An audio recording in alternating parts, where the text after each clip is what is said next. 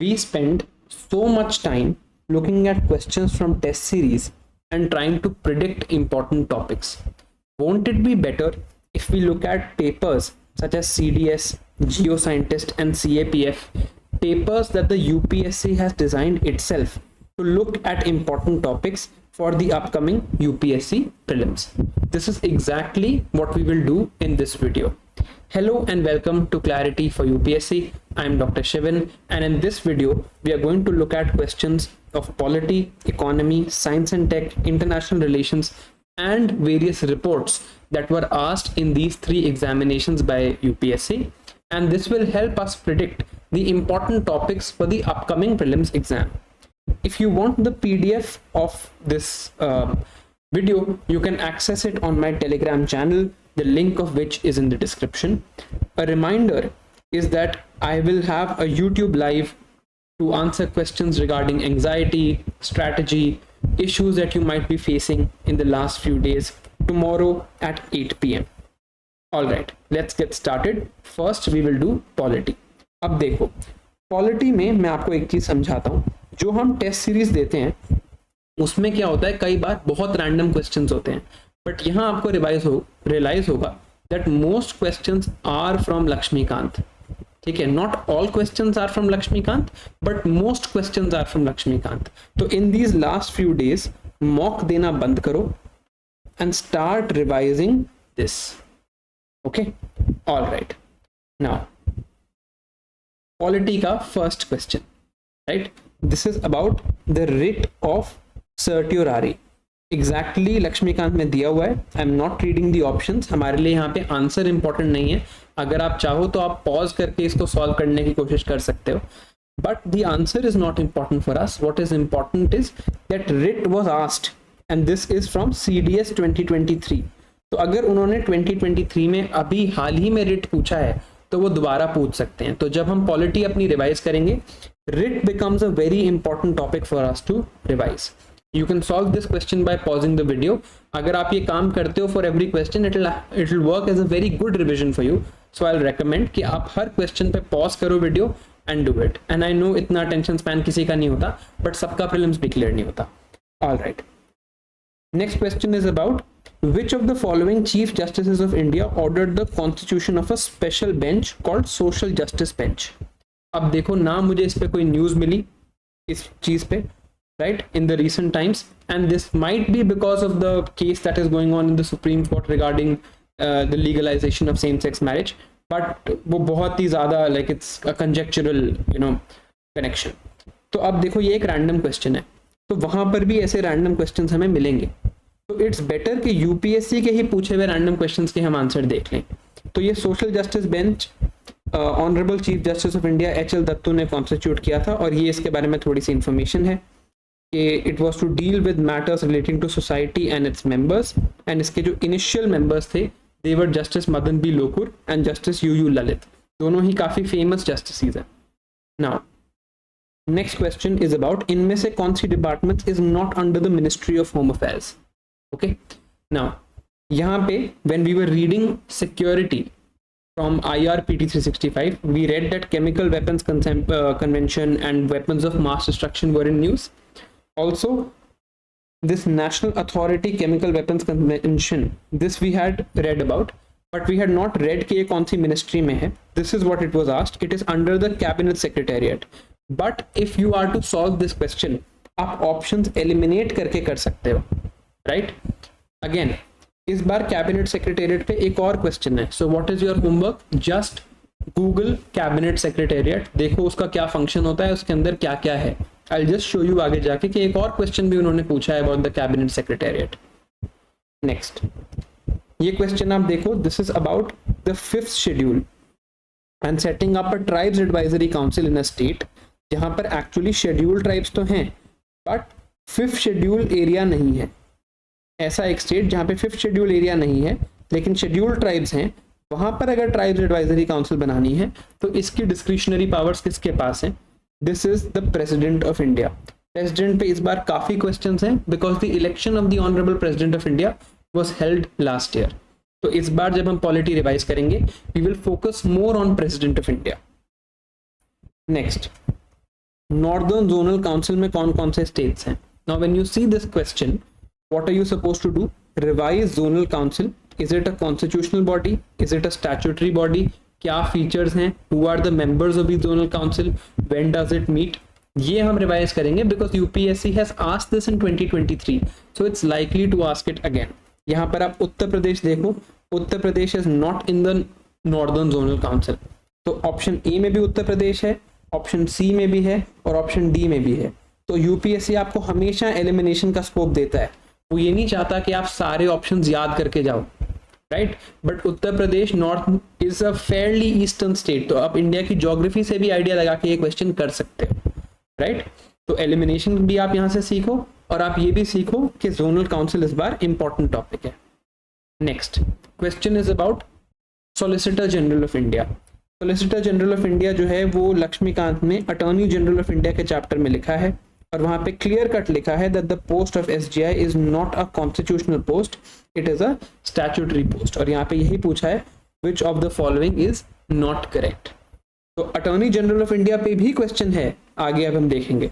तो since AGI पे भी क्वेश्चन है, एसजीआई पे भी क्वेश्चन है, तो जब हम कॉन्स्टिट्यूशनल बॉडीज रिवाइज करेंगे तो अटॉर्नी जनरल ऑफ इंडिया अच्छे से रिवाइज करेंगे. All right. Now, this question is about parliamentary committees. There are 3 parliamentary committees that are important that we must do.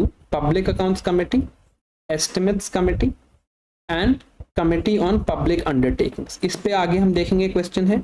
ये क्वेश्चन एस्टिमेट्स कमेटी पे है कि यहाँ पे कौन सी ऐसी कमेटी है जिसमें राज्यसभा मेंबर्स नहीं होते. So the estimates committee has 30 members, all of them from the Lok Sabha. Now, Which of the following statements about the election of President of India is not correct? अभी president की discretionary power पे question था, यहाँ पे again election of president पे question है because the election of the honourable president of India was held last year. तो election of president detail में पढ़ के जाएंगे, right? Next question is about DPSPs and article 51. यहाँ I just like to give you a small tip that you have to do DPSP, fundamental duties and preamble. इन पे काफी questions आते हैं polity में, तो मेरी रिकमेंडेशन रहेगी कि आप ये बेयर एक्ट से पढ़ लो. Bare act would be the actual constitution. Just read them next time you are revising them from Laxmikant. When you are revising them from Laxmikant, keep the constitution with you and revise from there. Why? Because इस पे direct questions वो पूछते हैं. जैसे यहाँ पे you can C article 51 में इनमें से कौन सी चीज कॉन्स्टिट्यूशन ऑफ इंडिया में मेंशन नहीं है, right? And to solve this, although you can make sense कि UN peacekeeping force constitution में क्यों ही लिखी होगी, right? But still, it's better if you have read the Bear Act. It would be much better for you if you have read the Bear Act. Easy होगा, मैं आपको दिखाऊंगा. और बहुत questions इन्हीं पेपर्स में पूछे गए हैं about these 3 topics where they are asking कि ये चीज constitution में mention है, ये कौन से amendment से आई, etc. So this is a insight into the mindset of the examiner and also it tells you कि हमें कहाँ फोकस करना है. डायरेक्टली लक्ष्मीकांत का क्वेश्चन है, answer is C. Next, polity geo scientist का क्वेश्चन 2023 में ऑन पंचायत सिस्टम. मैंने सॉल्व नहीं किया है. You solve this, pause the video, solve this and you can tell me in the comments the answer to question 22, right? But हमें इससे क्या पता चलता है कि panchayat is in the news. अभी मैं आपको एक आगे भी दिखाऊंगा, 2 बार और भी ये पूछा गया है. तो लोकल सेल्फ गवर्नमेंट हमारे लिए थोड़ा इंपॉर्टेंट हो जाता है. But this question can easily be solve from Laxmikant. इसमें कोई बाहर से स्टेटमेंट नहीं है, राइट? तो this is just to tell you कि जो आप पढ़ रहे हो 1 साल से उसी से आएगा. Now I told you that fundamental duties is a favorite topic जिसका बेयर एक्ट आपको पढ़ना है. अगेन देखो, pattern you can C is same. Not a fundamental duty in the Constitution of India. If you have read the Bear Act on fundamental duties, मैंने आपको last time याद भी कराई थी वीडियो में, right? To protect the national animal and national bird, this is nowhere mentioned in the fundamental duties. You can eliminate this statement and you'll get the answer, right? So again, Bear Act पढ़ रखा होगा तो easy to solve है. लक्ष्मीकांत का question. Fundamental duties, DPSPs and preamble is much more important than revising fundamental rights, जहाँ time ज्यादा लगता है. Okay, statement about president of India are correct. President election हमने देखा था सीडीएस में भी. ये जियो साइंटिस्ट का क्वेश्चन है, right? Again same question on president selection. So इस साल president election very much likely that it will be asked. Okay, next question is about the state election commissioner, again it is from Laxmikanth only, right. इसकी appointment और removal के बारे में है, दोनों statements Laxmikant में से उठाई हुई हैं। You will know the first statement is wrong if you have revised Laxmikanth properly. तो भाई that's what I am telling you, exactly जो आपने पढ़ रखा है वही वो पूछते हैं, नथिंग सेपरेट और extra is asked. Then duration of panchayat, okay. Now this is again like I told you, local self government was important. Panchayat पे पहले भी क्वेश्चन था, यहाँ पे भी है। Which of the following is not correct? 6 years की ड्यूरेशन दी हुई है, the actual duration is 5 years. But again what is important कि पंचायत इस बार पूछा है उन्होंने 2-3 बार, तो there can be a question on this. Next question वही चीज जो मैं आपको कह रहा था, preamble is the favorite topic जिसका बेयर एक्ट आपको पढ़ना है। The question is which of the following was not incorporated into the preamble on the basis of the 42nd amendment? तो ये तीन चीजें तो incorporate हुई थी, dignity of the individual incorporate नहीं हुई थी, this was there initially also, right? Okay. अब देखो Solicitor General of India पूछा, then again following statements with regard to Attorney General of India as per Article 76 is not correct. So you have asked again things directly from the Constitution, and यहाँ पे लिखा है Attorney General is appointed by the Chief Justice of India, बल्कि we know that Attorney General of India is appointed by the Honorable President of India. Simple सी बात है, this is there from Laxmikant, तो ये question हमें लक्ष्मीकांत हम revise करी होती हमने ढंग से, तो हमें ये आता होता। So again in these last days stick to the basics, कुछ फालतू का एक्स्ट्रा काम करने की जरूरत नहीं है। अब ये एक रैंडम क्वेश्चन है, this is actually from the post independence NCERT. अगर आपने ये नहीं पढ़ी है, मेंस के लिए जनरली पढ़नी होती है, if you have not read it it's very difficult to solve this question, but इससे ये मतलब है कि हम ये आंसर देख लेते हैं। The question is which part of independent India had held the first election based on universal adult franchise? The answer here is Manipur. Post independence NCERT में ये चीज दी हुई है, and this is likely to be repeated also because 2023 में ही UPSC ने ये question पूछा है, right? Okay. अब हम CAPF 2022 के पॉलिटी के क्वेश्चंस देखते हैं। तो the first question was about DC Wadhwa versus State of Bihar. ये केस किससे रिलेटेड है?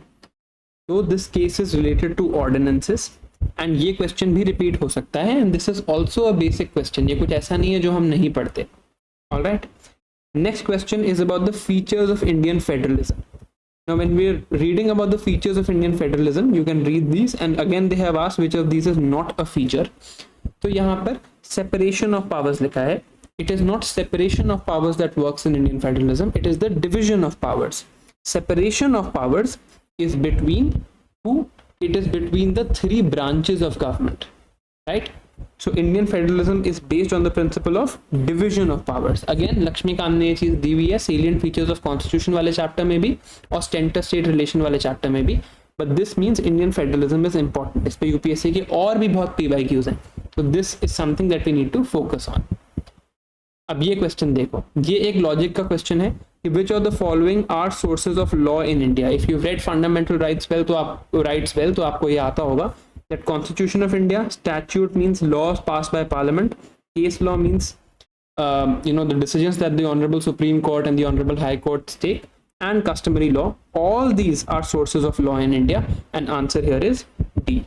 तो अब हमें थोड़ा माइंडसेट भी समझ आ रहा है एग्जामिनर का, so we have to start thinking like the UPSC examiner, not thinking like the test series makers. Okay, now functions of the cabinet secretariat. I told you this was asked this time. Cabinet secretariat important है, so both these are the functions of the cabinet secretariat. तो हम cabinet secretariat थोड़ा सा Google करके इस बार पढ़ लेंगे. Next question again, committee on public undertakings. I told you 3 committees important होती हैं, public accounts committee, committee on public undertaking और public estimates committee, right?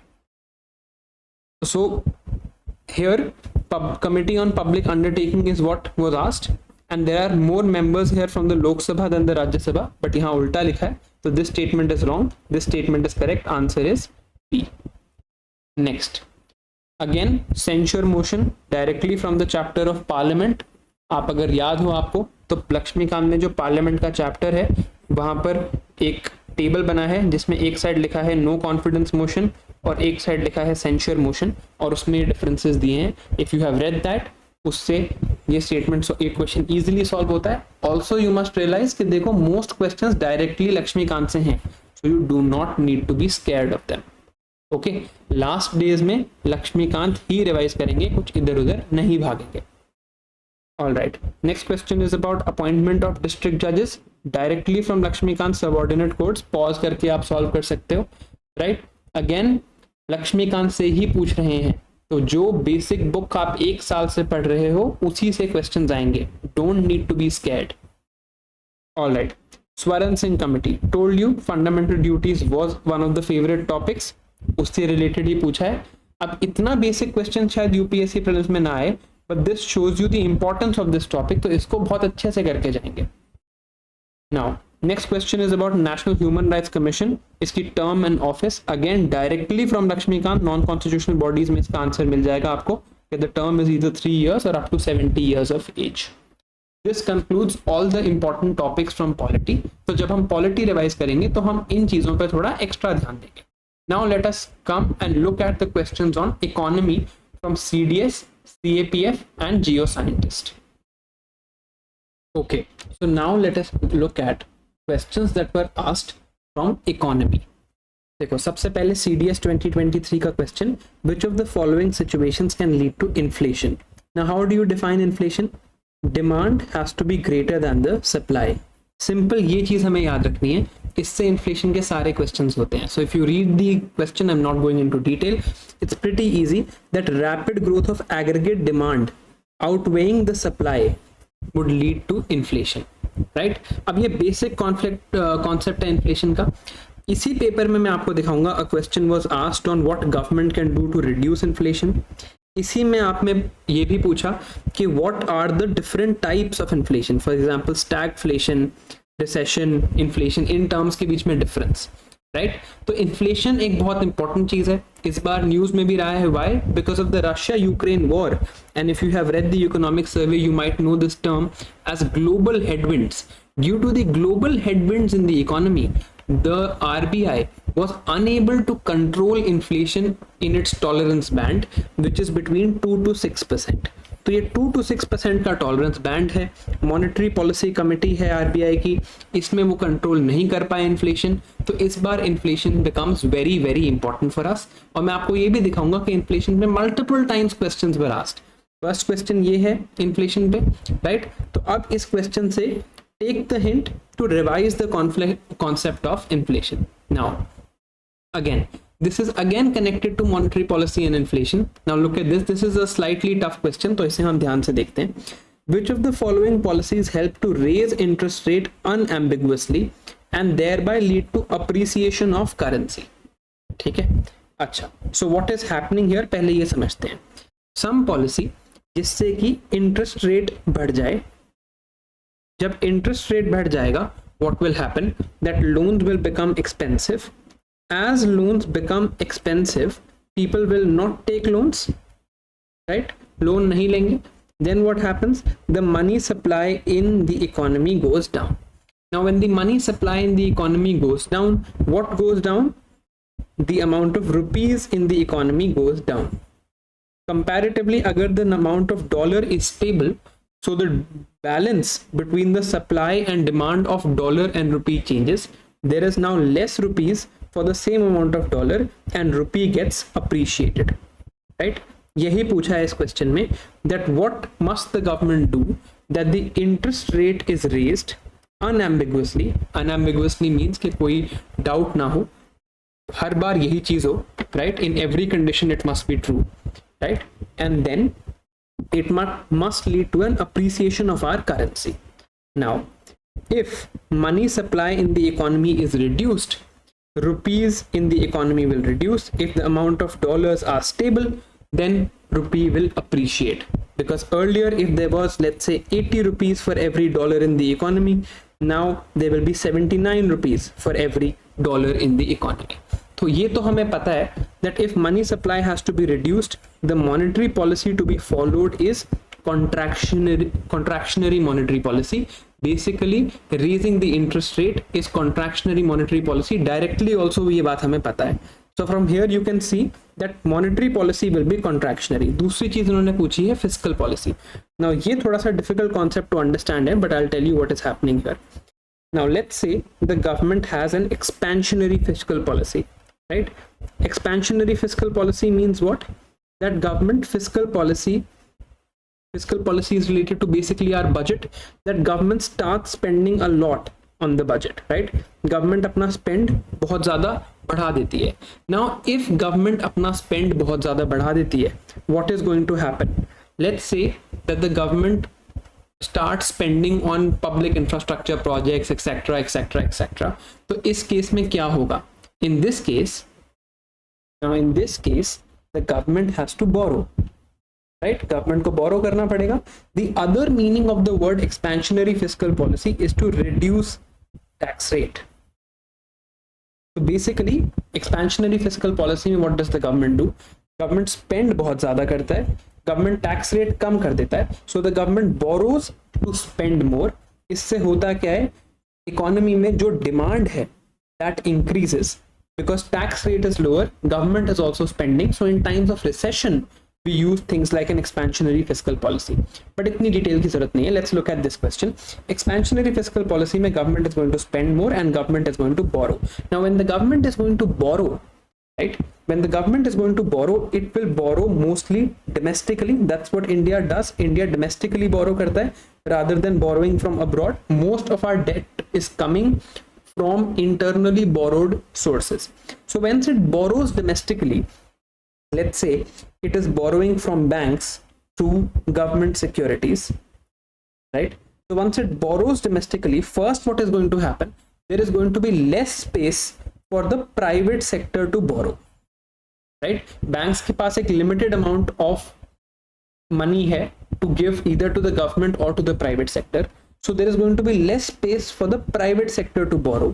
This was explained in the economic survey of 2020 called the crowding out effect. Okay, there is also a crowding in effect. Crowding in क्या होता है? Crowding in is what happens when the government spends on infrastructure, when the government spends on labor, government spends on better regulation, तो private sector also wants to invest more. Private sector की investment बढ़ जाती है. मैं क्यों crowding out crowding in समझा रहा हूँ? Because next question is about crowding out and crowding in. So what is crowding out? When the government borrows from the banks, so banks have less space to lend to the private sector.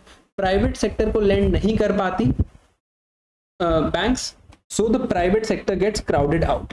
What is crowding in? When government spends on infrastructure, roads, labor, makes regulations easier, the private sector also starts investing. मान लो airports पे government कहे कि हम land आराम से दे देंगे, regulations better कर देंगे, इंफ्रास्ट्रक्चर अच्छा बना के आपको दे देंगे, प्लग एंड प्ले मॉडल पे चल लेंगे, तो private sector will also want to invest in airports because they will see easy returns there. This is crowding in. ये चीज समझ आई? Now again, since this question is slightly detailed, that is why I'm explaining here. Government now borrows from the banks through government securities. There is less money available for the private sector. When government borrows and then finally spends through an expansionary fiscal policy, the amount of government securities is now high. So banks are going to buy these government securities. So अगर banks अपना पैसा government securities में डाल रहे हैं, right, the lending rate or the rate at which they lend money to the private sector is going to be high. Why? Because मान लो a bank had 100 rupees to lend and then the government starts issuing lots of government securities, so it now only has 80 rupees to lend. So earlier if bank had 100 rupees to lend to the private sector, it could lend at let's say 5%, but now government ने government securities issue कर दी and इसमें से 20 rupees now the bank has put into this government security. The bank now only has 80 rupees to lend.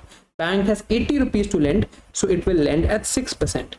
So again the interest rate has increased, and this was the question. If you raise interest rate, now again if you just put this into our original idea that interest rates have increased, loans have become expensive, so nobody is going to take loans, so the amount of rupees is going to reduce. As the amount of rupees is going to reduce, what is going to happen? The amount of dollar is constant, and this will lead to appreciation of currency, right?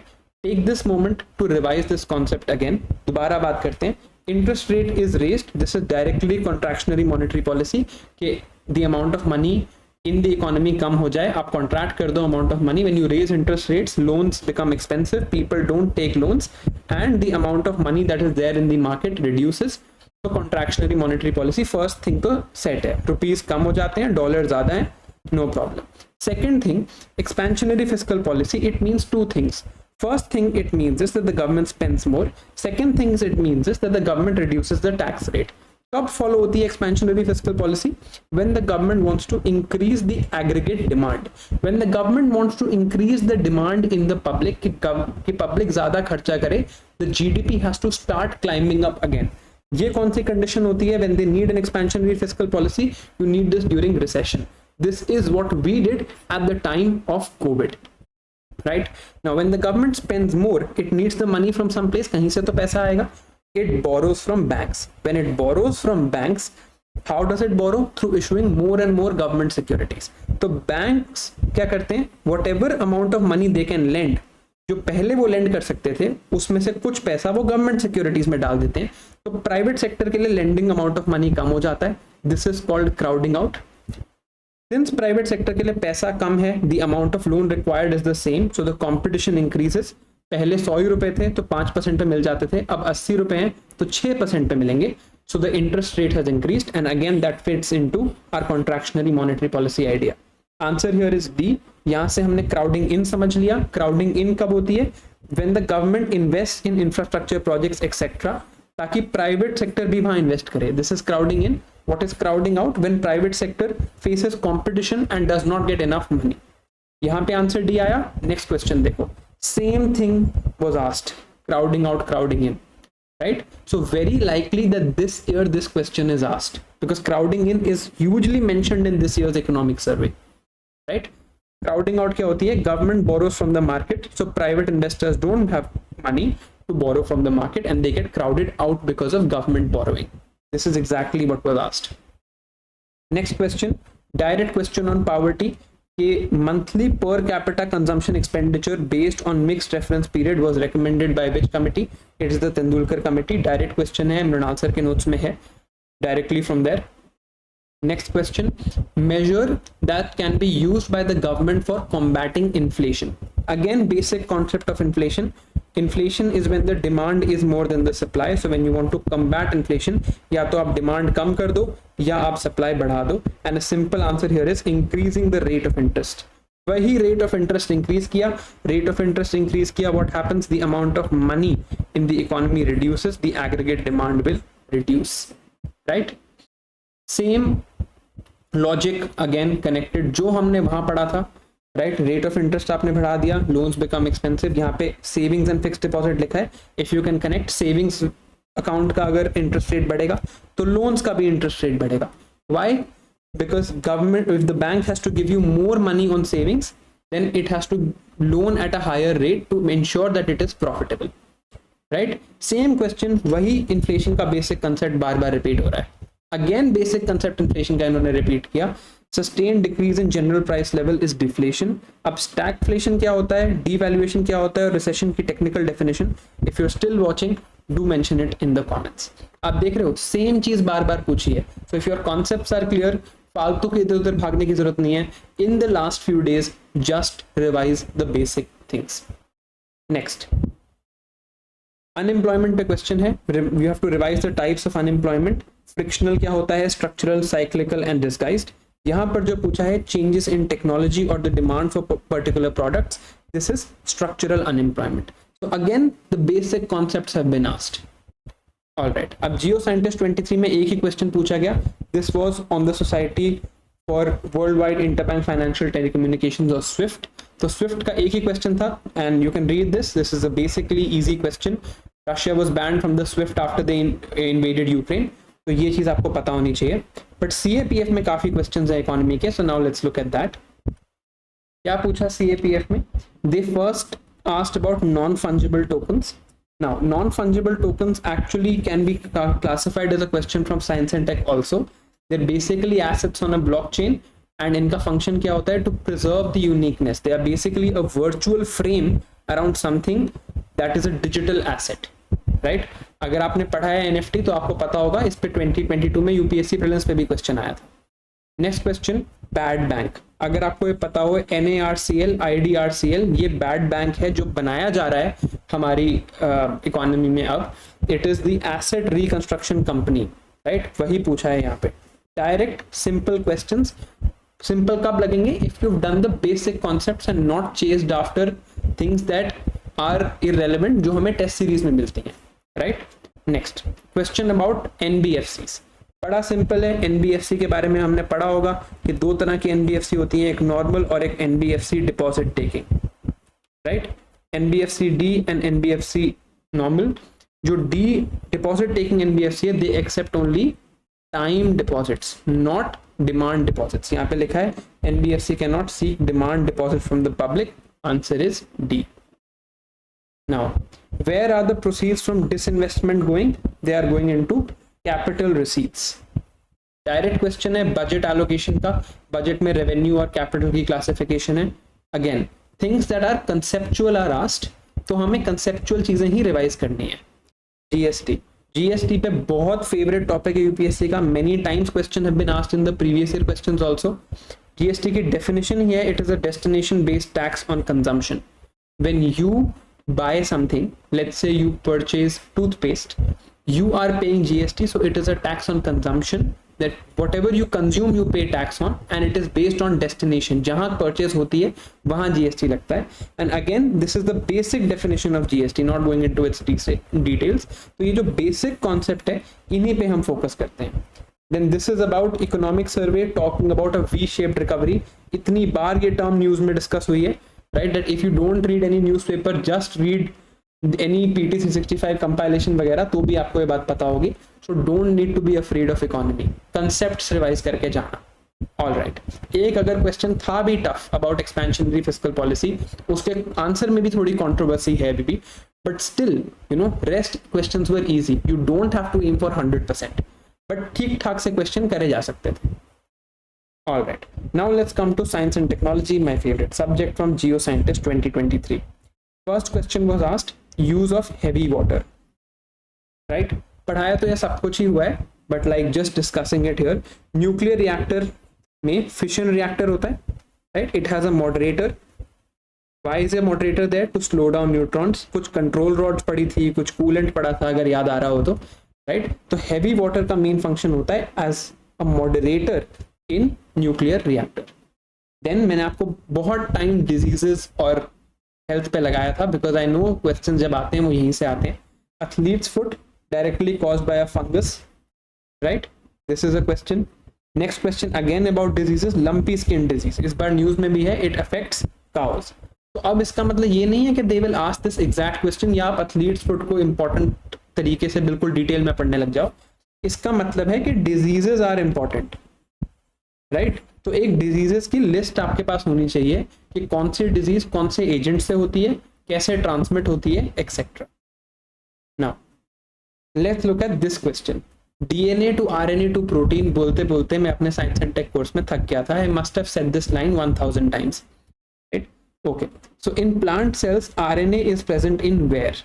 Okay, हमने पढ़ा है जहां जहां protein बनना है वहां RNA होना चाहिए. न्यूक्लियाई मतलब न्यूक्लियस में तो होगा ही, साइटोप्लाज्म में भी होगा, because DNA has to first lead to a process called transcription and form RNA, then lead to a process called translation and lead to formation of proteins. Which is the cell organelle that leads to formation of proteins? Ribosomes. तो ribosome में definitely RNA has to be there.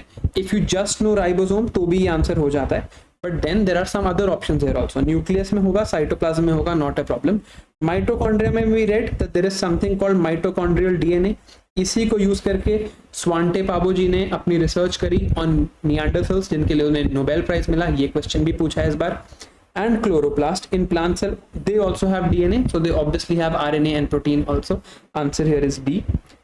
Next question is about sound and light waves. Sound is a longitudinal wave which can only traverse through a medium. Vacuum होगा तो sound transmit नहीं होगी. Sound is basically transmission of vibrations, right. Light is a transverse wave. It can go through a vacuum also because it moves through radiation. Answer here is A. Basically sound और light waves के बारे में पूछा है. अब एक चीज मैं आपको बता देता हूँ that geoscientist and CDS इनमें काफी ज्यादा बेसिक साइंस पे भी फोकस होता है, right? It's not about science and technology here. A lot of questions are on basic science.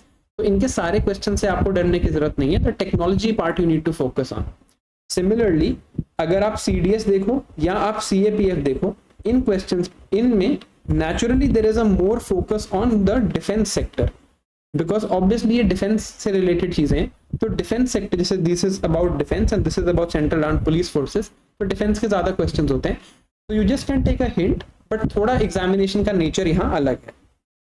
Again Nobel prize in medicine Svante Paabo. अब ये डायरेक्ट क्वेश्चन नहीं पूछा जाएगा आपसे, but mitochondrial DNA, how is it different from nuclear DNA, how mitochondrial DNA operates, क्या इन्होंने discovery की है निएंडरथल से रिलेटेड इस बार.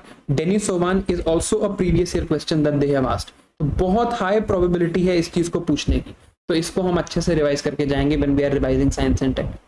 अब CDS के कुछ क्वेश्चंस देखते हैं. Again this question is about when you run fast, sometimes आपको भी अपनी लेग में पेन फील हुआ होगा.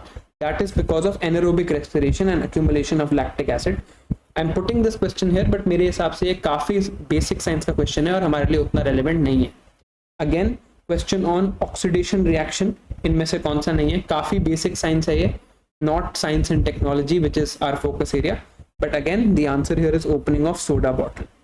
Okay, next question is about Nobel prize in physics. अगेन देखो यहाँ नाम पूछ रखा है कि किस इनमें से कौन कौन नोबेल प्राइज किन किन को मिला है, किस किस को नहीं मिला, right. This is not important, but the technology behind it, quantum entanglement, quantum superposition, bell curve, right. These are the things that are there even in PT 365 and in terms का meaning very high possibility that they will be asked. They also asked qubit in 2022, quantum bit. So this time this subject, this topic can be repeated again. Now question about oral rehydration therapy. Again आप देखो scientist का नाम पूछा हुआ है, दिलीप महालनोबिस जी की अभी death हुई थी. He is the one who has invented ORS. But question यहाँ पे ये नहीं होगा कि दिलीप महालनोबिस ने ORS इन्वेंट किया है. क्वेश्चन यहाँ होगा what is a cotransporter, right. What is the basic technology behind ORS, that sodium and glucose are absorb together. This ORS was discovered in the 1971 war to fight cholera.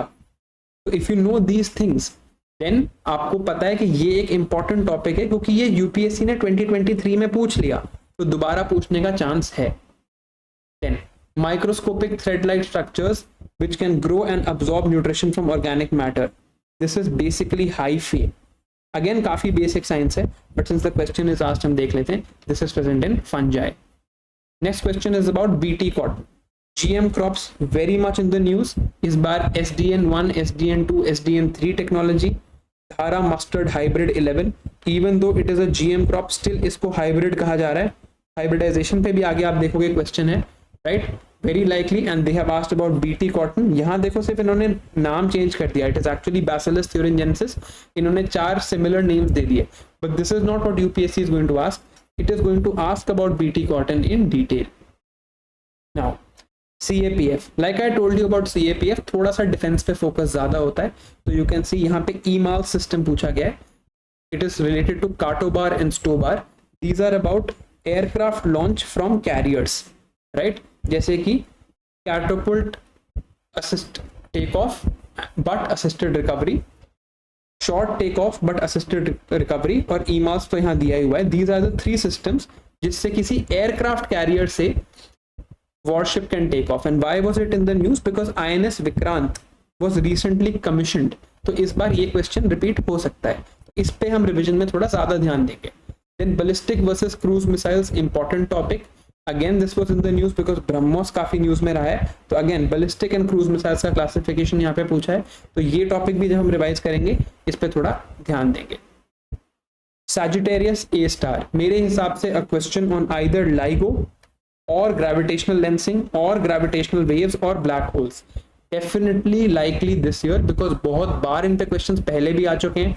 This concept are important. LISA पे पूछ चुके हैं, evolve लाइजा पे पूछ चुके हैं, event horizon telescope news में था, right? They have asked about gravitational waves before.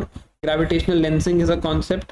They have asked about general theory of relativity, special theory of relativity, any of these questions that actually connect gravity to the bending of space time, right? This is very likely. तो इस चीज को थोड़ा सा detail में हम पढ़ के जाएंगे. All right? Okay. Next question, between prokaryotes and eukaryotes. UPSC में भी आ चुका है, पहले prelims में यहाँ भी आ चुका है. What you need to know, prokaryotes do not have a nuclear membrane because they do not have any cellular compartmentalization. What is the technique to be used? Word breakdown. Pro means purana, karyon means nucleus. Purana nucleus don't have a nuclear membrane. Prokaryotes. Eukaryotes, new karyon, new nucleus. So nuclear membrane and chromosomes condense to form chromatin. तो यहाँ यही पूछा है, nucleoid and chromatin, what are the genetic materials in prokaryotes and eukaryotes. Alright, again I told you question about hybridisation. ये काफी basic science है, आपको इसकी डिटेल में जाने की जरूरत नहीं है. But Dhara mustard hybrid 11, making of new species, SDN1, SDN2, GEAC का रोल, और committees that are there are actually 6 committees that regulate GM crops. बाकी मिनिस्ट्रीज क्या करती हैं, काफी न्यूज में है. तो GM crops are very likely this year. Then Falcon 9 is by SpaceX. Again, this does not matter. What matters here is space tourism. Very much in the news. What is the Kármán line? कहाँ space tourism achieve हो चुका है, what is orbital space tourism, what is sub orbital space tourism. यहाँ से हम hints ले सकते हैं about the UPSC paper, because UPSC examiner ने खुद ये चीजें पूछी हैं in the past 1 year. Now let's come to international relations, जो मैंने आपको यूट्यूब पे ही पढ़ाया है. पहले CDS 2023 देखते हैं. International relations is very current based, तो इसके करंट क्वेश्चंस देखना is more important. This is UN water conference. वैसे ये एनवायरमेंट का भी क्वेश्चन है, एनवायरमेंट में पढ़ाया था आपको. Given in environment PT 365 also, मैंने कहीं यूनिकली नहीं निकाला. ये वेन्यू नहीं पूछेंगे अब आपको इसका, they are not going to ask you the venue. This is a very factual thing, very unlikely for UPSC. So what is important here, ये कॉन्फ्रेंस क्यों हुई, इसके क्या आउटकम्स थे, दिस विल बी आस्क्ड. तो ये अच्छे से पढ़ के जाना. नेक्स्ट, गरुड़ शक्ति. CDS is a lot about defense, तो उनमें बहुत क्वेश्चंस आते हैं डिफेंस से. Not so many questions are going to be from defence in the prelims paper, right? Hopefully, nobody can say that for sure, but हम बस देख लेते हैं. Garuda Shakti is our military exercise with Indonesia. Then ये question आ सकता है, India is the first country in the world to deploy an all-women contingent to the UN peacekeeping mission. In which country did this mission operate? Now, this is a slightly controversial thing, because the first ever mission that we deployed, which had a women-only contingent, was in Liberia. But recently, the largest women-only contingent has been deployed, and that was in Sudan. Right? So, दोनों चीजें हैं. यहाँ पे answer Liberia है, but this you need to read in detail. वहाँ पे देखो, there was an option relating to UN peacekeeping. तो little bit read about UN peacekeeping and women ने कहाँ काम किया है and the mission in Liberia. Why? Because it's very likely that this question will be repeated. Next, Indo-Nepal annual exercise है, इसका नाम सूर्य किरण है. Again, exercises in news हमें पढ़नी होती है, but CDS का पेपर है तो डिफेंस पे ज्यादा फोकस है. Again, UNGA, what has it adopted 2023 as International Year of Millets? ये बात सबको पता है, ये आपसे नहीं पूछेंगे वो इन UPSC prelims, but about millets. अभी आप देखोगे मिलेट पे एक और क्वेश्चन पूछा है कि वर्ल्ड में मिलेट सबसे ज्यादा कहाँ उगता है, in terms of continent, and the answer is not Asia, the answer is Africa. Right? So you need to focus on this. These are focus areas that you don't need to ignore. अब ये देखो, Wassenaar arrangement पे question है. Wassenaar, right? So Wassenaar arrangement, Australia group, then Ashgabat agreement, then nuclear suppliers group. Basically जो export control regimes हैं, right? The export control regimes that we need to know about. Also MTCR, missile technology control regime. ये मैं आपको कई बार discuss कर चुका हूँ, right? Ashgabat agreement is about transport, that's not included here. But जो 4 important चीजें हैं वो है nuclear suppliers group, then Wassenaar, Australia group and missile technology control regime. इनके बारे में कई बार मैं आपको पढ़ा भी चुका हूँ. तो वासना agreement is about conventional arms and dual use goods, not about nuclear weapon overseer, right. तो ये direct question will not be repeated, but ये एक्सपोर्ट कंट्रोल रिजीम्स इंपॉर्टेंट है, और इनमें से कहाँ इंडिया मेंबर नहीं है, this is also important. Again, look east act east policy, north east Indian states ने बांग्लादेश को कहाँ से कनेक्ट किया है? हमने अगरतला अखाउरा रेल लिंक पढ़ा था IRPD 365 में। Again very very important question, right. Directly नहीं पूछेंगे, but this is on their radar now, so they might ask. ये देखो, दे have asked about the headquarters about these agencies. तो इन एजेंसीज के बारे में हमें याद करना है, आसियान के मेंबर्स एंड इनका काम। This is the confederation of independent states, European Union and OPEC तो हमें पता ही है, for oil producing and exporting countries. तो इनके headquarters, you can see the answer here is A, but इतना factual they won't ask, but this is important in IR, ये हमें पता चल रहा है।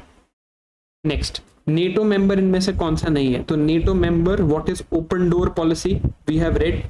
अभी कौन सी 2 कंट्रीज न्यूज में थी फॉर एंटरिंग नेटो, ये आप मुझे कमेंट्स में बताओगे। And which is not a member of NATO here?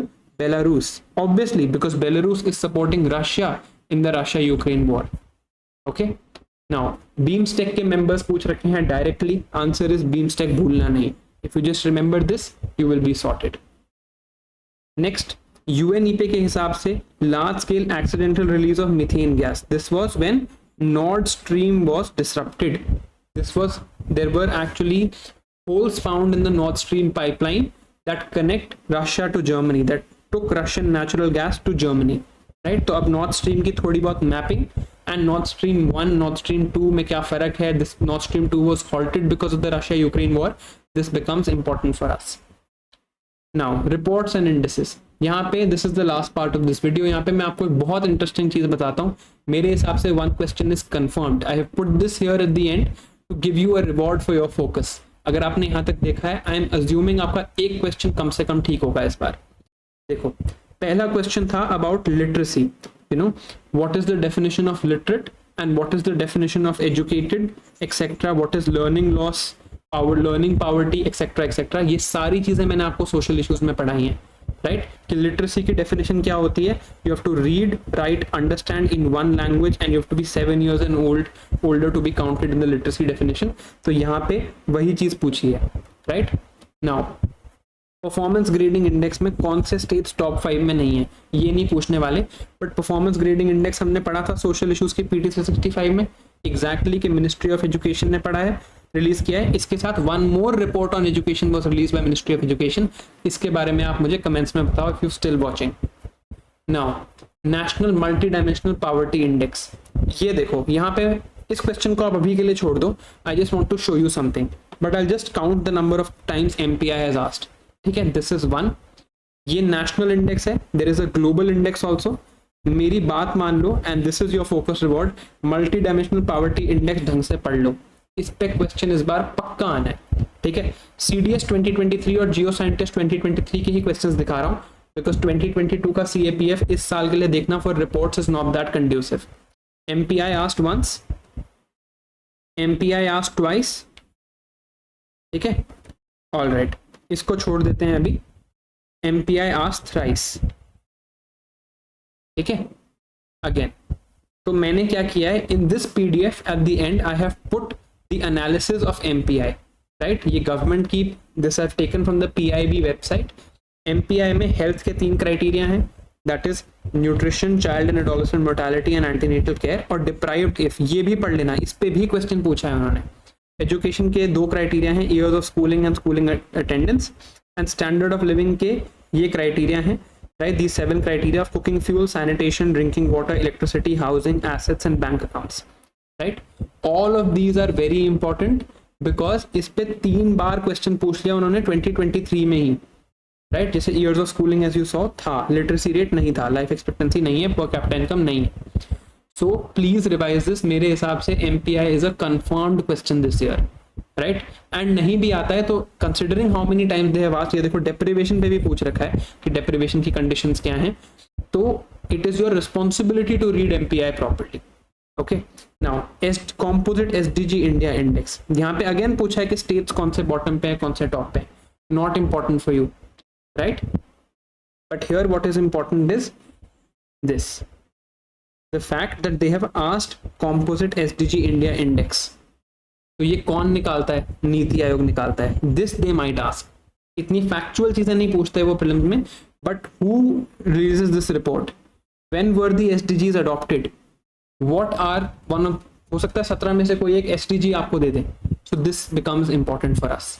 Okay, all right, again multi dimensional poverty index तो हमने देख ही लिया, फिर से देखो SDG India index, right? SDG 14 में कौन फ्रंट रनर है?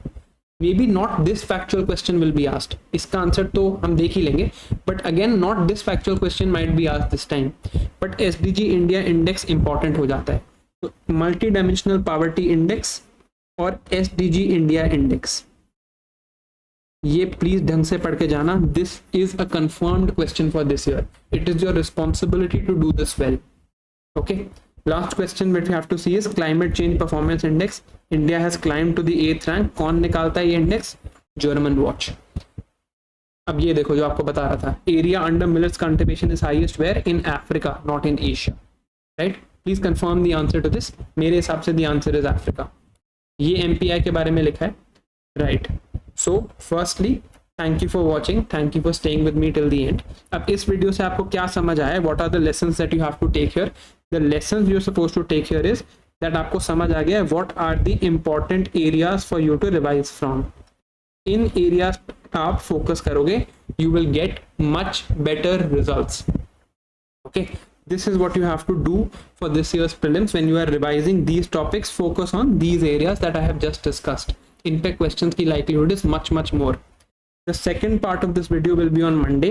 यहाँ पे हम questions देखेंगे of history, geography, environment, government schemes and miscellaneous topics. Right? Just a reminder, tomorrow on Saturday at 8 PM I will be live and we will talk about एक बहुत important question जो मैं शुरू में ही इस लाइव के discuss करूंगा, is what if you don't make it, right? All right, thank you for being here, thank you for watching and I will see you in the next one.